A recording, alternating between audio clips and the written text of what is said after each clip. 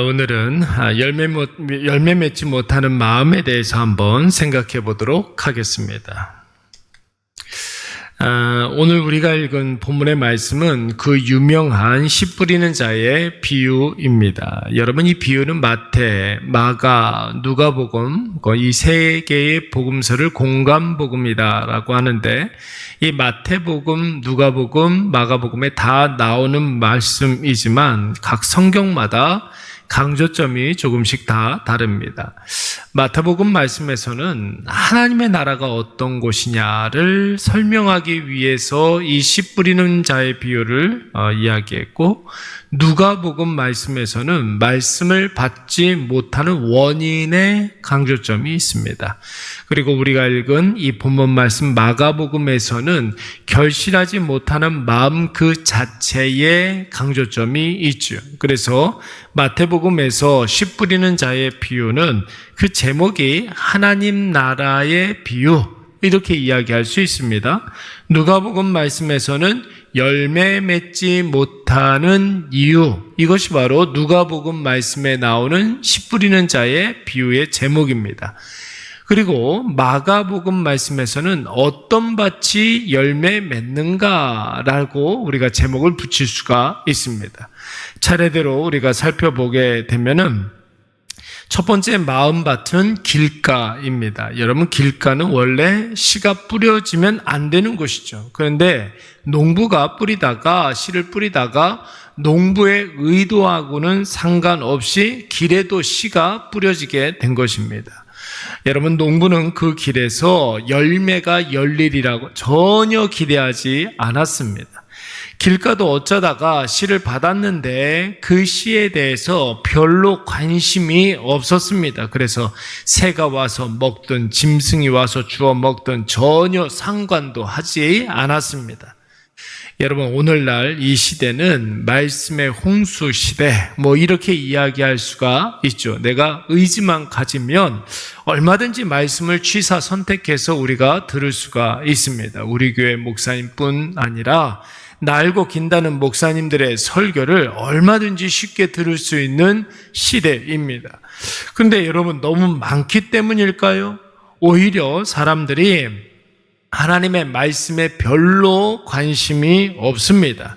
말씀을 자세히 잘 풀어 설명을 해도 그 말씀에 집중하지 않으면 여러분, 한 귀로 들었다가 한 귀로 나가버리는 그런 경우가 다반사이죠. 여러분, 말씀에 별로 관심이 없는 마음, 여러분, 이것이 바로 길가와도 같은 마음입니다. 두 번째는 여러분, 두 번째 마음밭은 돌밭과 같은 마음이지요. 여러분, 이 돌밭도 사실 농부가 그렇게 기대를 많이 하면서 정성을 다해서 씨를 뿌린 그런 곳은 아닙니다. 돌밭 입장에서도 씨가 자신에게 왔을 때 당황스럽기는 마찬가지였어요. 그러나 돌밭은 이 씨에 대해서 관심을 조금 가졌습니다. 그리고 한번 이 씨를 품어봤습니다. 근데 여러분, 문제는 무엇입니까? 흙이 깊지 않았다고 했으니 정성을 다해서 간직하지 않았다는 것을 의미하는 것이고, 해가 돋은 후에 타버렸다는 것은 금방 관심을 잃어버리고 다른 데 정신 팔고 죽든지 말든지 신경도 쓰지 않았다는 것입니다. 교회 오래 다니시는 분들 가운데 이런 분들이 종종 있습니다. 교회 다니던 가닥은 있어서 말씀의 중요성에 대해서는 잘 알고 있습니다. 그래서 설교를 들을 때 은혜를 받으려고 노력도 하고 마음의 문을 열고 말씀을 받으려고도 합니다. 그런데 여러분, 문제는 무엇입니까? 주일이 지나서 일상의 삶으로 돌아가게 되면 회사 업무가 너무나 막중해서, 혹은 신경 써야 될 것들이 너무나 많아서, 바쁘고 분주하고 정신이 없어서 지난주에 들었던 말씀이 하나도 생각나지 않는 경우가 많습니다. 하나님은 일상의 삶의 여러 가지 문제들을 잘 한번 해결해 보라고 마스터키로 하나님의 말씀을 주셨는데, 여러분, 그 마스터키 교회에 놔두고 일상으로 돌아가서 일주일 내내 닫힌 문 열려고 자기 힘으로 안간힘 쓰고 있는 것이죠. 여러분, 돌 같은 사람의 마음, 여러분, 그것은 세상에 너무 바빠서 말씀을 돌처럼 여긴 사람들입니다. 세상에 바쁜 일이 너무나 많고 신경 쓸 일이 많아서 그 말씀을 잃어버린 사람, 돌밭과 같은 사람입니다. 여러분, 세 번째 밭은 가시떨기라고 그랬어요.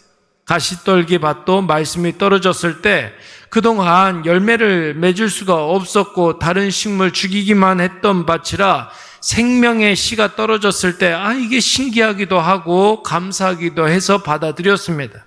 그래서 이번에는 한번 제대로 결실하리라 마음 먹고 신경 써서 갖고 보려고도 했습니다. 뿌리를 내리고 줄기를 내고 잎사귀가 나올 때쯤에 여러분, 문제가 한 가지가 벌어졌습니다. 씨가 살아서 세상은 보기는 보았지만 씨보다 더 커 보이는 것들이 너무나 많은 거예요. 지금 작은 씨는 보잘것없어 보이고 커 보이는 가시가 당장 급해 보이는 것입니다.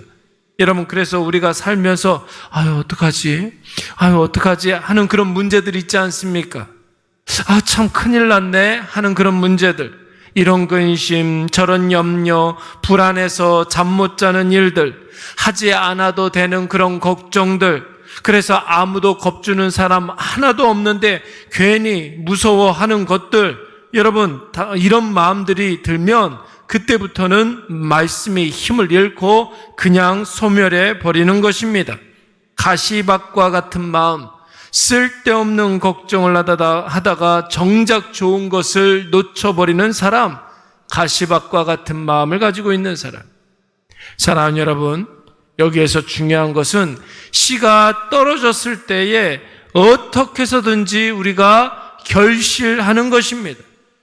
한 번만 열매를 내고 그것을 거두어 내가 먹어서 누리게 되면 왜 열매 맺는 삶이 중요한지를 알게 되는데, 그 한 번에 열매 맺는 일들이 없기 때문에 계속해서 우리는 길가와도 같은 사람, 돌밭과 같은 사람, 가시밭과 같은 사람으로 전락해버리고 마는 것이죠.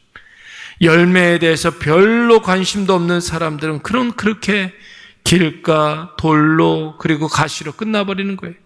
말씀에 전혀 관심이 없는 사람, 길가와도 같은 사람, 너무 바빠서 말씀을 버린 사람, 돌밭과 같은 사람, 너무 걱정이 많아서 말씀을 잃어버린 사람, 가시밭과 같은 사람. 사랑하는 여러분, 말씀이 우리에게 임했을 때 관심을 가지시기 바랍니다. 지금 내 삶에 가장 필요한 것을 하나님께서 말씀으로 주신 것입니다. 여러분, 귀한 선물을 받았는데 방구석에 처박아 놓으면 되겠습니까? 돌멩이 갖고 놀면서 그 귀한 보석 잊어버리면 되겠습니까? 사소하고 하찮은 일 때문에 걱정하다가 여러분 그 귀한 보석 분실하면 되겠습니까? 오늘 주님의 말씀이 떨어졌을 때 그 말씀에 집중하시고 그 말씀을 나에게 적용하시기 바랍니다. 말씀이 때가 되면 뿌리를 내리는 기쁨을 줄 것입니다. 줄기를 낼 때에 내 삶의 변화가 분명히 일어날 것입니다. 잎사귀를 내면서 내가 분명히 자라고 성장하는 모습들이 있을 것입니다. 그러다가 꽃을 피우고 열매를 낼 때에는 나로 인해서 수많은 영혼들이 먹고 마시는 놀라운 생명의 역사가 일어나게 될 줄로 믿습니다. 우리 말씀을